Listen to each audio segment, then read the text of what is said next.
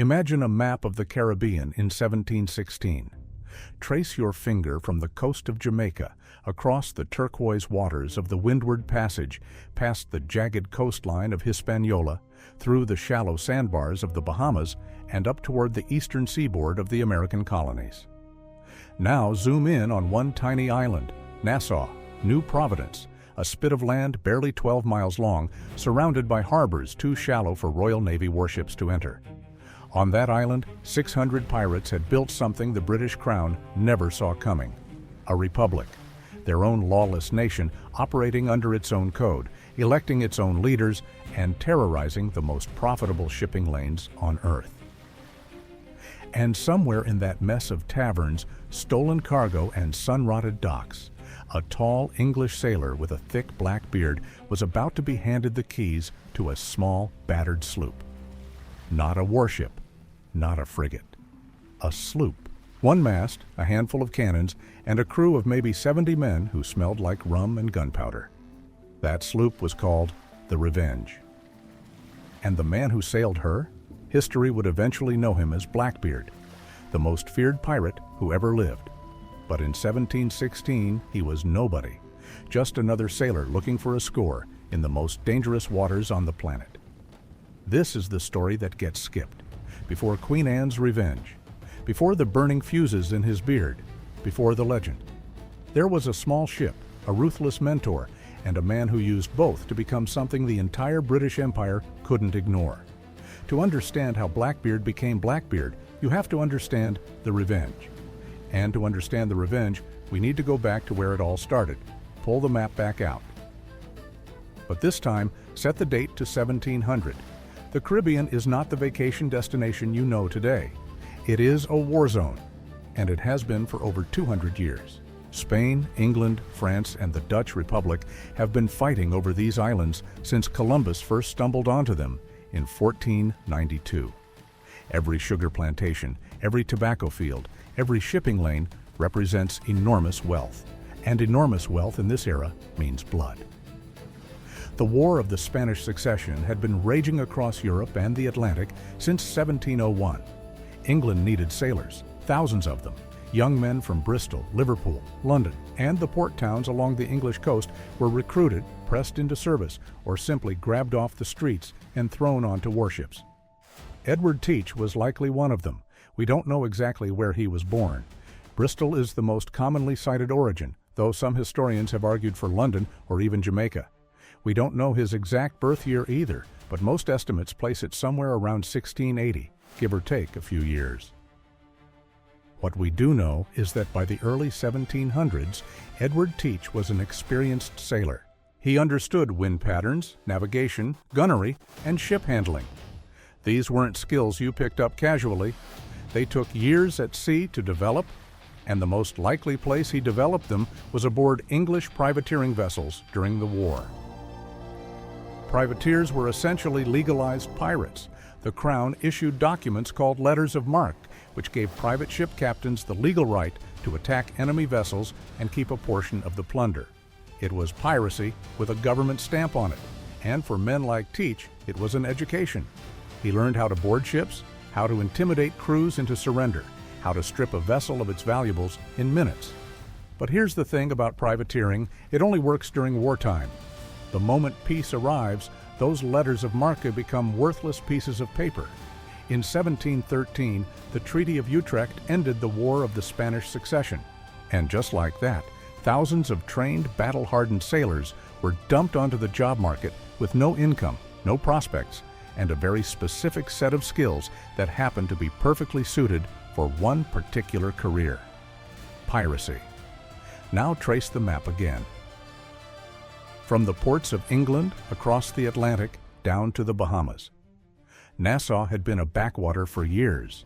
The official British governor had abandoned the island. The harbor was clogged with the hulks of wrecked ships. The town itself was a collection of shacks, warehouses, and taverns where men drank themselves unconscious by noon. But to a newly unemployed privateer, Nassau was paradise. The harbor was a natural fortress. The shallow water meant Royal Navy frigates, which needed deep channels to maneuver, simply could not enter. Any warship that tried would run aground on the sandbars before it got within cannon range. For pirates, this was the perfect base of operations, a place where they could sell stolen goods, repair ships, recruit crew members, and drink in peace without worrying about the hangman's noose. By 1715, Nassau had become the unofficial capital of what historians now call the Republic of Pirates. Somewhere between 600 and 1,000 pirates called the island home. Among them were names that would become legendary: Charles Vane, Jack Rackham, better known as Calico Jack, Anne Bonny, Mary Red, Samuel Bellamy, and Benjamin Hornigold. Hornigold is the key to this entire story, because Hornigold was the man who turned Edward Teach from a jobless sailor into a pirate captain. Benjamin Hornigold was one of the founders of the Nassau Pirate Republic. He was not a wild man. He was not reckless. By pirate standards, Hornigold was practically a businessman. He ran organized raiding operations out of Nassau, targeting French and Spanish merchant ships with precision and efficiency. There was one peculiar thing about Hornigold that set him apart from most pirates of the era. He refused to attack English ships. This detail matters because it reveals something important about the man. Hornigold still saw himself, at some level, as a loyal subject of the British Crown. He was willing to rob the French and Spanish blind, but he drew a line at targeting his own countrymen. This principle would eventually cost him the loyalty of his crew, but that comes later. What matters right now is that sometime around 1716, Hornigold took Edward Teach under his wing. The exact nature of their relationship is debated by historians. Some describe Teach as Hornigold's first mate. Others position him as something closer to a protege or junior partner. Either way, Teach sailed with Hornigold on multiple raiding voyages, learning the operational side of piracy from one of the most experienced captains in the Caribbean. And Hornigold clearly saw something in Teach, because he did something that pirate captains almost never did. He gave him a ship. Here it is. The moment that changed everything. At some point in late 1716 or early 1717, Hornigold captured a sloop during one of his raids. The details of the capture are frustratingly vague in the historical record. We don't know the ship's original name, where it was taken, or who it belonged to before. What we do know is that Hornigold put Edward Teach in command of the vessel. Teach renamed her the Revenge. Now let's talk about what the Revenge actually was. Because Hollywood has warped our understanding of pirate ships so badly that we tend to imagine every pirate sailing a massive three-masted warship with 40 cannons. The Revenge was a sloop. That meant one mast, a fore and aft rigged sail, and a shallow draft. She was small. Compared to the warships of the Royal Navy, she was almost laughably small. She probably carried 6 cannons at most when Teach first took command, though he likely added more over time. But here's the thing about sloops that gets overlooked. In the Caribbean, small was an advantage. These waters are filled with shallow reefs, narrow channels, and unpredictable sandbars. A massive warship with a deep keel would run aground trying to navigate them. But a sloop could slip through channels that larger ships couldn't touch. She could hide in shallow coves, dart between islands, and outrun bigger vessels in light winds. More importantly, a sloop was fast. The Revenge could close distance on a merchant ship before the crew even had time to load their cannons. And in piracy, speed is everything. You don't win by having the biggest ship. You win by catching your prey before they can escape. Teach understood this, and he used the Revenge's size to his advantage from the very first voyage. With the Revenge under his command, Teach initially continued operating alongside Hornigold. The two sailed as a small flotilla with Hornigold in his larger vessel and Teach commanding the Revenge as a consort ship. This arrangement worked. 2 ships were harder to defend against than one.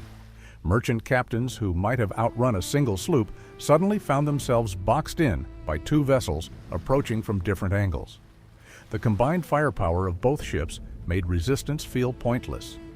Most merchants surrendered without a fight, and that was exactly the point. The best pirate engagement was the one where nobody fired a shot. Every cannonball you fired was a cannonball you had to replace.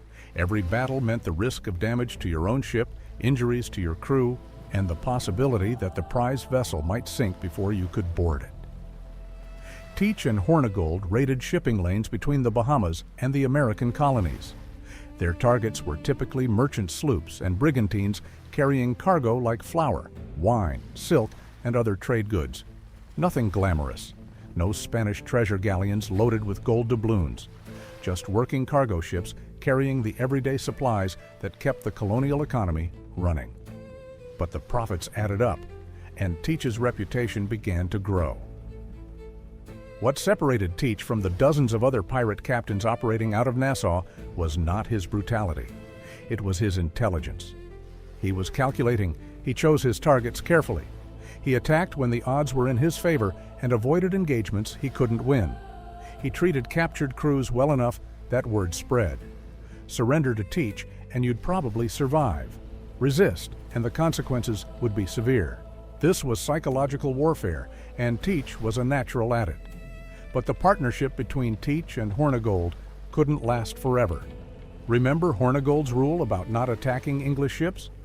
His crew had tolerated it for a while, but as the months passed, frustration boiled over. English merchant vessels were everywhere in these waters, and they were often carrying valuable cargo. Watching profitable prizes sail past untouched because the captain had a patriotic streak was maddening for men who had turned to piracy specifically because they had nothing left to lose. In late 1717, Hornigold's crew voted him out of command. This was standard procedure in the pirate world. Captains served at the pleasure of their crews. If the majority of the crew lost confidence in the captain, they held a vote, and the captain was removed. It was, in its own brutal way, one of the most democratic systems operating anywhere in the Atlantic world at that time. Hornigold was deposed. He would eventually accept a royal pardon from Woodes Rogers and spend his remaining years as a pirate hunter. The man who had created the Nassau Pirate Republic would end up working for the very government that wanted to destroy it. But by the time Hornigold fell, Teach no longer needed him. Because Teach had the revenge, he had a crew that was loyal to him, not to Hornigold, and he had spent months learning every trick in the pirate playbook. Edward Teach was now operating independently, and he was about to become something far more dangerous than a raider. He was about to become Blackbeard. Let's talk about the beard. Because the beard wasn't just facial hair, it was a weapon. Sometime during his independent command of the Revenge, Teach began cultivating the appearance that would make him the most recognizable pirate in history. He grew his beard long and wild, letting it cover nearly his entire face. He braided it into thick ropes and tied colored ribbons into the braids. And during battle, he would tuck slow-burning fuses, the same hemp cord used to fire cannons, under his hat and along the sides of his face. When those fuses were lit, Teach's head was wreathed in smoke. He looked like a demon walking out of hellfire. This was theater, and it was genius. Most pirate captains relied on their ship's firepower or their crew's fighting ability to intimidate targets into surrender. Teach relied on himself. He turned his own body into a psychological weapon. The sight of this enormous man, wreathed in smoke, with pistols strapped across his chest and a cutlass in his hand, was enough to break the will of most merchant crews before a single shot was fired. Teach understood something that takes a lifetime for some to figure out. Perception is reality. If people believe you are the most dangerous man alive, then for all practical purposes, you are. And Teach worked tirelessly to build that perception. He did not call himself Blackbeard, by the way. That name was given to him by others, by the newspapers, by the colonial governors who wrote panicked letters about him, by the merchant captains who survived encounters with him and told their stories in every port tavern from Boston to Kingston. The name spread like a virus, like a yonde, and Teach let it spread because every story, every exaggeration, every rumor made his job easier.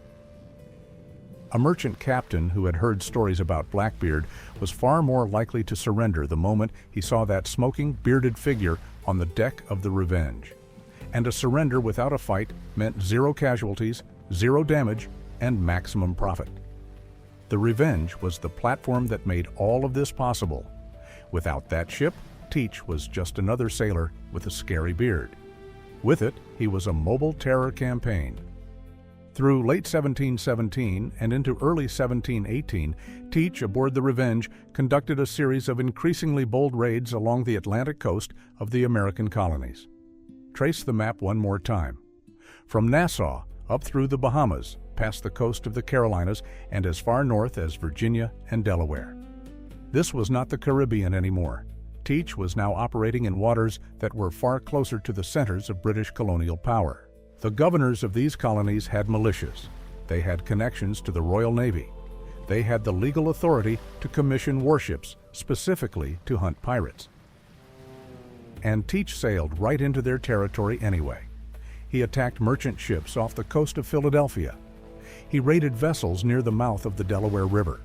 He captured ships carrying cargo between the colonies and the Caribbean. Each successful raid added to his reputation and to his resources. Captured ships meant captured supplies, captured weapons, captured crew members who could be recruited or ransomed. During this period, Teach also began adding to his flotilla. He captured additional vessels and put trusted crew members in command of them, building a small squadron that sailed under his authority. The Revenge was no longer operating alone. She was the flagship of a growing pirate fleet. But Teach knew that the Revenge, for all her speed and maneuverability, had limits. A sloop could outrun a merchant ship, but she couldn't stand toe-to-toe with a Royal Navy frigate. If the British ever sent a serious warship after him, the Revenge would be outgunned and outmatched. Teach needed a bigger ship. And in November 1717, he found one. Near the island of Martinique in the eastern Caribbean, Teach encountered a French slave ship called La Concorde. La Concorde was a different animal entirely from anything Teach had commanded before.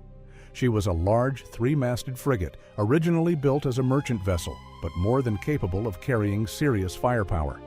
She had been on a slaving voyage from West Africa to Martinique, carrying hundreds of enslaved people in her hold, along with gold dust, jewelry, and other valuable cargo. Teach attacked her with the Revenge and at least one other sloop in his flotilla. The engagement was swift. La Concorde's crew was depleted by disease, a common consequence of the transatlantic slave trade, where conditions on board were so horrific that crew members often died alongside their captives. The French captain, Pierre Dosset, found himself outmanned and outgunned. He surrendered. Teach took the ship, he took the cargo, and then he did something that revealed the full scope of his ambition. He kept La Concorde for himself. Teach retrofitted the captured frigate with additional cannons, reportedly increasing her armament to as many as 40 guns. He transferred his flag from the Revenge to this massive new vessel, and he renamed her Queen Anne's Revenge. The name itself was a political statement. Queen Anne had been the British monarch during the War of the Spanish Succession, the war that had given men like Teach their privateering careers and then abandoned them when peace came. The name was a middle finger to the crown, a reminder that the men sailing under the black flag had been created by the very government that now hunted them. With Queen Anne's Revenge, Blackbeard was no longer a pirate captain.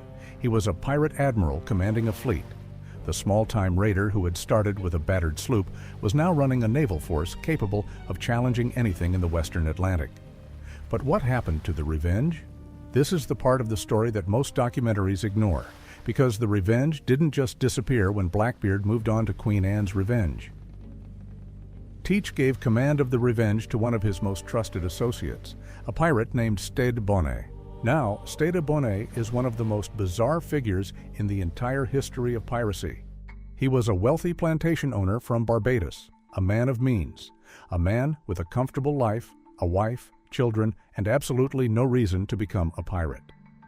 But Bonnet had decided, for reasons that historians still debate, to abandon everything and become a pirate captain. Some accounts suggest he was fleeing a miserable marriage. Others suggest he was mentally unstable. Whatever the reason, Bonnet had purchased his own ship, named it Revenge, and gone pirating. Wait, back up. Yes, Stede Bonnet's original ship was also called Revenge. This is one of those confusing historical details that makes pirate history endlessly fascinating. When Bonnet crossed paths with Teach, Teach essentially took over Bonnet's operation. Bonnet was an incompetent sailor and an even worse pirate captain. His crew had little confidence in him. Teach, recognizing Bonnet's limitations but seeing value in his ship and his crew, put one of his own men in command of Bonnet's vessel while keeping Bonnet aboard Queen Anne's Revenge as a sort of involuntary guest. The exact relationship between Blackbeard's revenge and Bonnet's revenge gets tangled in the historical record.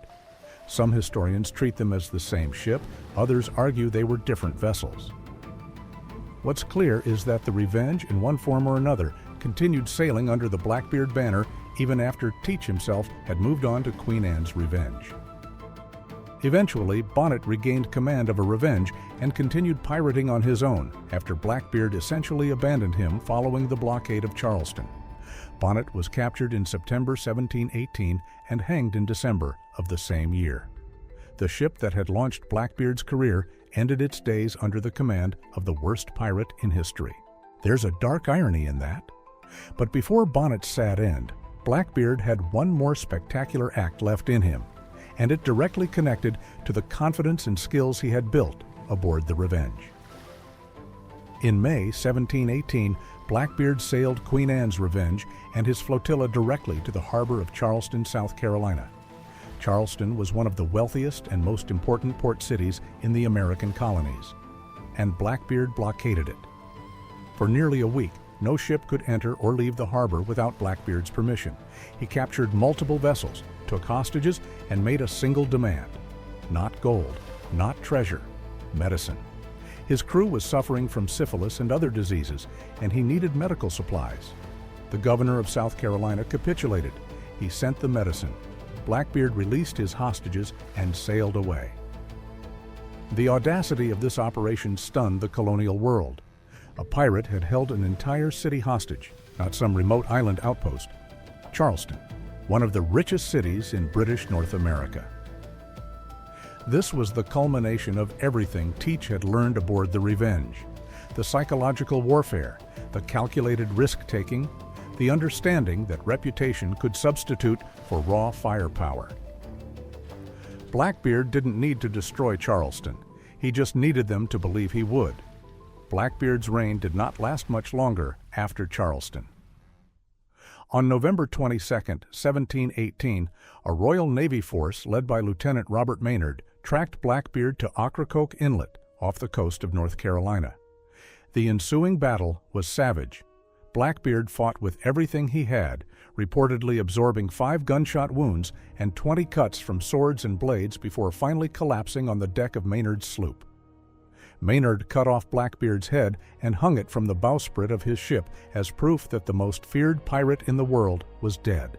Blackbeard's entire career as an independent pirate captain lasted roughly 2 years, from late 1716, when Hornigold gave him the Revenge, to November 1718, when Maynard's blade ended it all. 2 years. That's it.